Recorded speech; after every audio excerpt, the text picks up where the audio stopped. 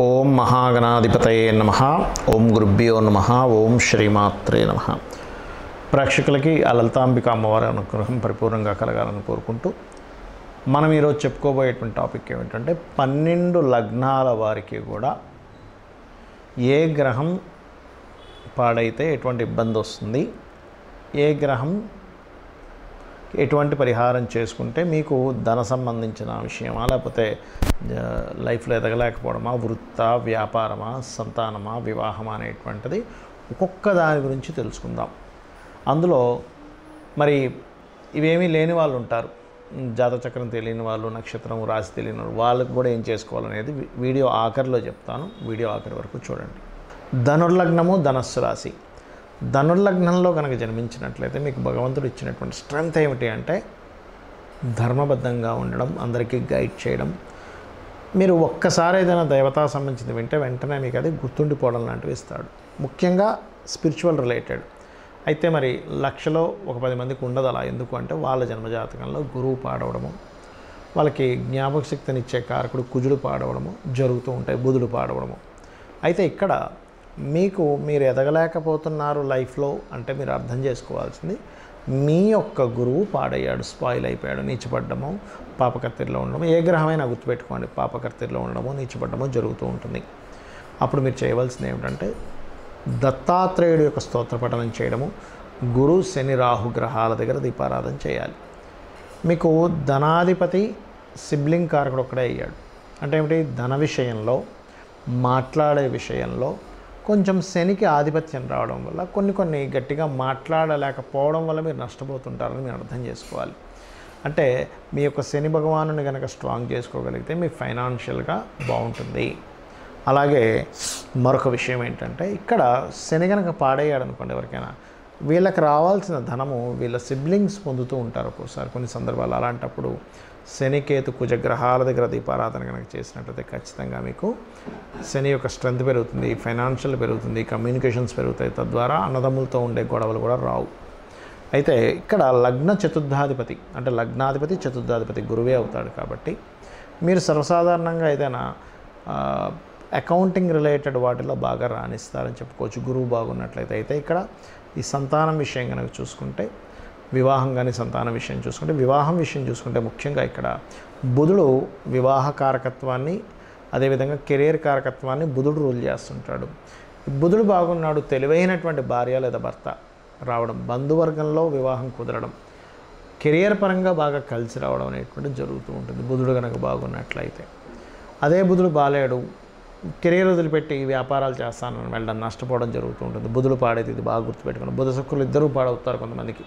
అలాంటప్పుడు కొంతమందికి ఎలా ఉంటుందంటే, లేదండి మా నాన్నగారి వ్యాపారం ఇదేనంటే నేను ఇదే చేయాలంటూ ఉంటారు. అలాంటప్పుడు బుధ శుక్ర కేతు రాహు గ్రహాల దగ్గర దీపారాధన చేస్తుండాలి. అయితే మీకు పూర్వజన్మ కర్మ అనేటువంటిది వివాహ జీవితంతో, జీవిత భాగస్వామితో బలంగా ఉంటుంది. అంటే శుక్రుడు పాడయ్యాడు, లేదా శుక్ర మహర్దశ వచ్చింది, లేదా రవి మహర్దశ నడుస్తుంది. ముఖ్యంగా శుక్ర రాశుల్లో ఉండే, వృషభ రాశిలో ఉండే గ్రహాల దశలు నడుస్తున్నాయి. వివాహం విషయంలో చాలా జాగ్రత్త తీసుకోవాలి. ఇది పర్టికులర్గా ధనుర్లగ్నానికి 2వ వివాహానికి దారితీస్తుంది, గుర్తుపెట్టుకోండి. అందుకని ఇది కేర్గా ఉండాలి. 2వ వివాహ యోగం ఉందంటే భయపడాల్సిన పనేం లేదండి. చాలా సింపుల్గా మనకి శాస్త్రాల్లో చెప్పారు. పురుషుడికైతే అర్క వివాహము, స్త్రీకైతే కుంభ వివాహం జరిపించమని, అది చేసుకొని వివాహం చేసుకోవచ్చు, ఏం భయపడాల్సిన పని లేదు. అయితే ఇక్కడ ఎవరైనా విదేశాలకు వెళ్ళాలని ప్రయత్నం చేసేవారికి సంతానం కలగడం ద్వారా విదేశాలకు వెళ్ళడం, లేదా క్రియేటివ్ ఫీల్డ్స్ ద్వారా, ఇట్లాంటి వాటి ద్వారా విదేశీ యోగాలు ఏర్పడతాయి. అయితే మీకు పంచమాధిపతి సహజంగానే కుజుడయ్యాడు కాబట్టి మీరు ఉపాసన చేయడము, విదేశాలకు వెళ్ళాలనుకుంటే రోజుకి 2 సార్లు హనుమత్ ఆరాధన చేయడము, హనుమాన్ చాలీసా చదువుకోవడం, లక్ష్మీ నరసింహస్వామి ఉపాసన మీ యొక్క కర్మ నుంచి మిమ్మల్ని బయటపడేస్తుంది. వీటితో పాటు చాలామందికి ఉన్నటువంటి అపోహ కానివ్వండి, కొంత ప్రభావం దాని మీద ఉండదని కాదు. ఏలినాడు శని ప్రభావం ఉంది అందుకే నా లైఫ్ ఇలా అయిపోతుందని, లేకపోతే సర్పదోషం ఉందని, లేకపోతే పితృదోషం ఉందని, ఇట్లాంటివన్నీ భయపడుతూ ఉంటారు. కానీ ఒకటే గుర్తుపెట్టుకోండి, మీకు నిజంగా సర్పదోషమే ఉంది. అసలు అది ఎలా చూసుకోవాలి? సర్పదోషం ఎప్పుడు కూడా కుజరాశుల్లో రాహు ఉండడము, లేదా కుజశని కాంబినేషన్, కుజరాహు కాంబినేషన్, ఏదైనా గ్రహం అంటే సర్పగ్రహాలైనటువంటి ఈ యొక్క రాహుకేతువులు లగ్నంలో ఉన్నప్పుడు కూడా మీకు సర్పదోషం ఏర్పడుతుంది, గుర్తుపెట్టుకోండి. అయితే సర్పదోషం ఉన్నంత మాత్రాన్ని ఏదో అయిపోతుందని అనుకోకండి. కొంచెం వాళ్ళకి సర్ప సంబంధించినవి కల్లోకి రావడం, లైఫ్ సడన్గా మార్పు రావడం జరుగుతూ ఉంటుంది. దానికి సింపుల్గా ఏమీ లేదు, ఏం పెద్దగా భయపడిపోవాల్సిన పని లేదు. మీరు చక్కగా కాళహస్తికి వెళ్ళండి, ఈశ్వరుణ్ణి దర్శనం చేసుకోండి, అక్కడ పరమేశ్వరుడు దర్శనం చేసుకోండి, రాహుకేతు పూజ చేసుకోండి, క్లియర్ అయిపోతుంది. లేదు అంత దూరం వెళ్ళలేము, చక్కగా మీ ఇంటి దగ్గర ప్రతిష్ట ఉంటుంది, నాగప్రతిష్ఠ చేసిన ఉంటాయి, రావి చెట్టు చుట్టూ ప్రదక్షిణం చేసి ఆ ప్రతిష్ఠ మీద పసుపు కుంకుమ గంధం కలిపినటువంటి నీటిని అభిషేకంగా వేయండి, సరిపోతుంది. అలా కాదండి కాలసర్పదోషం ఉందండి అంటూ వస్తుంటారు నా దగ్గరికి. అసలు కాలసర్పదోషమే ఉండదు ఆ జాతకాలు. ఇంకోటి ఏంటంటే కాలసర్పదోషం కాలానికి అప్లై చేయమన్నారు, జన్మజాతకానికి కాదు. అయితే చాలామందికి అది ఎలా చూసుకోవాలని కూడా డౌట్ వస్తూ ఉంటుంది. అది ఏమిటంటే చాలా సింపుల్. రాహు కేతు ఎప్పుడు కూడా సమసప్తకాల్లో ఉంటారంటే రాహు మేషంలో ఉంటే కేతు తులలో, లేదా రాహు వృషభంలో ఉంటే కేతు వృశ్చికంలో, రాహు మిథునంలో ఉంటే కేతువు ధనస్సులో, ఇలాగా 1/7 యాక్సెస్లో ఉంటారు. ఇలా రాహుకేతువులు ఉదాహరణకి మేషంలో రాహు తులలో కేతు ఉంటే వన్ సైడ్ అంటే మేషం నుంచి తుల మధ్యలో అన్ని గ్రహాలు పడ్డం, లేదా ఇటు మేషం నుంచి ఇటువైపైనా అటువైపైనా అన్ని ప్లానెట్స్ ఒకవైపు పడిపోయి ఈ రాహుకేతులు వన్ సైడ్ ఎటువంటి ప్లానెట్ లేకపోతే దాన్ని కాలసర్పదోషము అంటారు. అన్నిటినీ కాలసర్పదోషం అంటారు. చాలామంది తెలియక అసలు తెలియని విషయాలకి ఇది కాలసర్పదోషం ఉందని చెప్తే పాపం అది పట్టుకొచ్చి ఏమంటే నాకు కాలసర్పదోషం ఉందంటే నా లైఫ్లో నేను తగలేకపోవడానికి కారణం ఇదా అనుకుంటారు. నేను చెప్పేది ఒకటే గుర్తుపెట్టుకోండి, 140 దేశాల యొక్క ప్రెసిడెంట్ల జాతకాలు నేను చూశాను. వాళ్ళ జాతకాల్లో కాలసర్పదోషం ఉంది. మరి వాడు ప్రెసిడెంట్ ఎలా అయ్యాడు అనేది ఒక్కసారి మనం ఆలోచించాలి. అంటే కాలసర్పదోషం ఏమీ కూడా మనల్ని ఏమీ ఆపేదు.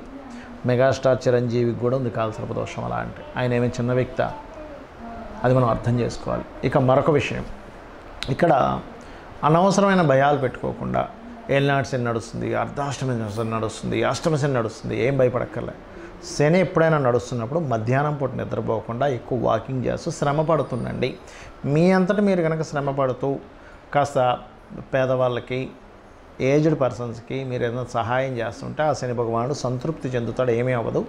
శనివారాలు తైలాభిషేకం చేసుకోవడము, నువ్వులుతో తయారు చేసినటువంటి ఉండల్ని పంచడము, లేకపోతే నువ్వులు దానంగా ఇవ్వడము, ఇవి కనుక చేస్తే చాలు, ఇంకేం అక్కర్లేదు, ఆటోమేటిక్గా అంతా క్లియర్ అయిపోతుంది.